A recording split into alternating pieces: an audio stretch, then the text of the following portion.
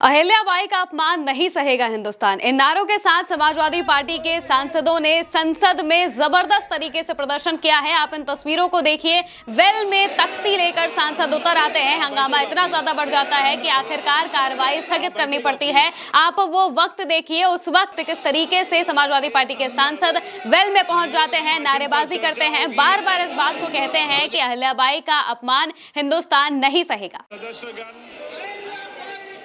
प्रश्नकाल के अंदर नियोजित तरीके से बेल में आकर नारेबाजी करने का कोई तर्क है क्या? प्रश्नकाल तो माननीय सदस्यों का समय होता है। दोस्तों, संसद के अंदर से लेकर बाहर तक समाजवादी पार्टी के सांसदों ने जबरदस्त तरीके से हंगामा किया है। ये हंगामे का दूसरा दिन है। एक दिन पहले भी इसी तरीके से हंगामा हुआ था। हालांकि उस हंगामे में राहुल गांधी को बोलने नहीं दिया जा रहा था। नरवणे को लेकर वो पूरा हंगामा था। और अब मणिकर्णिका घाट पर जिस तरीके से भारतीय जनता पार्टी तोड़फोड़ करा रही है, वहां पर अहिल्याबाई के मंदिर तोड़े गए, उनका बनाया गया चबूतरा तोड़ा गया, प्राचीन धरोहरों को तोड़ दिया गया। इसी के विरोध में समाजवादी पार्टी के सांसद अहिल्याबाई की फोटो लेकर संसद के बाहर भी प्रदर्शन करते रहे और अंदर भी प्रदर्शन करते दिखाई दिए। देखिए किस तरीके से संसद के बाहर प्रदर्शन करते, नारेबाजी करते हुए समाजवादी पार्टी के सांसद नजर आए।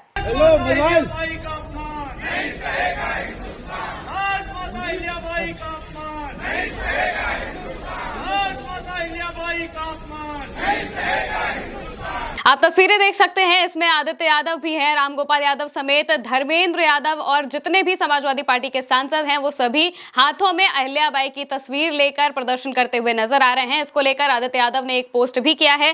पोस्ट में वो लिखते हैं, लोक माता देवी अहिल्याबाई होलकर द्वारा निर्मित मणिकर्णिका घाट, मणि चबूतरा और उनसे जुड़ी ऐतिहासिक प्रतिमाएं आज मलबे में पड़ी हैं। ये केवल ईंट पत्थरों का नहीं बल्कि काशी की अनादि परंपरा, सनातन आस्था और सांस्कृतिक विरासत का विध्वंस है। घाटों पर बुलडोजर चलाकर सरकार ने यह साफ कर दिया है कि उसके लिए विकास का मतलब आस्था का अपमान और इतिहास का विनाश है। मणिकर्णिका कोई साधारण स्थान नहीं है बल्कि मोक्ष का द्वार और करोड़ों श्रद्धालुओं की आस्था का केंद्र है। इसी धरोहर विरोधी नीति के खिलाफ आज संसद परिसर में समाजवादी पार्टी के प्रतिनिधियों के साथ विरोध प्रदर्शन किया।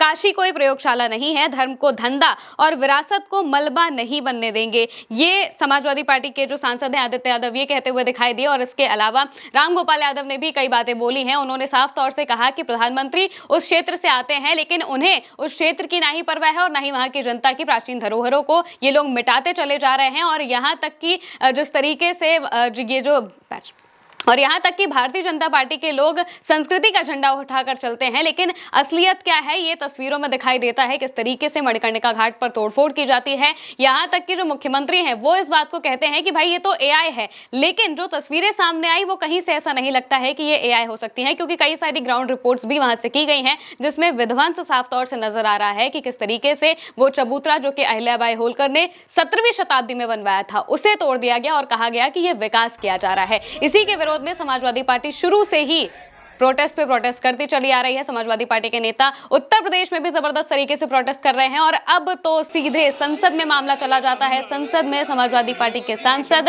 नारेबाजी करते हैं, वेल में उतर आते हैं और खुले तौर पर भारतीय जनता पार्टी से इस बात को कहते हैं कि अहिल्याबाई होलकर का अपमान नहीं सहा जाएगा। और वहीं बनारस में जिस तरीके से एक के बाद एक तोड़फोड़ की जा रही है, चाहे वो दालमंडी का मुद्दा हो, चाहे वो मणिकर्णिका घाट का मुद्दा हो, इसको लेकर समाजवादी पार्टी ने पुरजोर तरीके से प्रदर्शन किया है। और अब ये बताता है कि उत्तर प्रदेश से ये मामला अब दिल्ली तक जा चुका है और वहां पर जब ये प्रदर्शन हुआ तो संभाले स्थितियां संभल नहीं रही थी। और आखिरकार जो उस वक्त के लोकसभा स्पीकर थे ओम बिरला और इसके बाद भी जो स्पीकर आए उन्होंने भी कार्रवाइयां दो बार स्थगित की। 2 बार 1 घंटे के भीतर कार्रवाई स्थगित हो जाती है और इसके बाद 2 बजे कार्रवाई चलती है। ये बताता है कि समाजवादी पार्टी का प्रदर्शन कितने जोरदार तरीके से था। फिलहाल के लिए मेरे साथ इस खबर में इतना ही। आप देखते रहिए भारत एक सोच।